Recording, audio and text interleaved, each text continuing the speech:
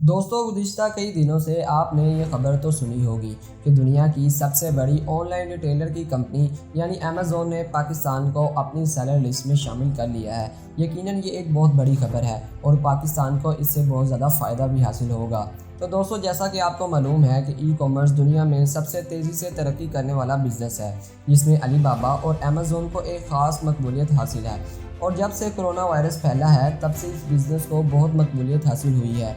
यही वजह है कि अमेज़न का मालिक सिर्फ 1 साल के अरसा में दुनिया का अमीर तरीन शख्स बन गया और इसके असासे की मालियत तकरीबन 190 बिलियन डॉलर्स क्रॉस कर चुके हैं।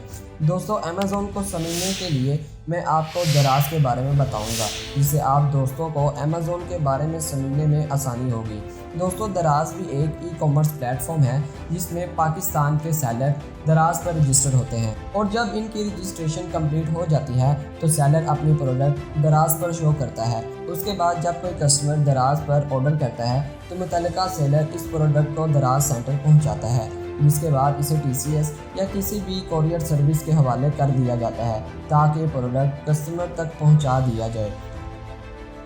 कस्टमर से पैसे वसूल करने के बाद दराज अपना कमीशन काटता है और बाकी के पैसे सेलर को दे देता है। बिल्कुल इसी तरह दोस्तों अमेज़न भी काम करता है, लेकिन जैसे दराज खसूसी तौर पर सिर्फ पाकिस्तान के लिए काम करता है, इसके बरक्स अमेज़न इंटरनेशनली काम करता है। दोस्तों, पिछले कई सालों से अमेज़न पाकिस्तान नहीं आ रहा था, लेकिन इस हुकूमत की ख़ास कोशिशों के बाद अमेज़न पाकिस्तान आने में रजामंद हो गया है।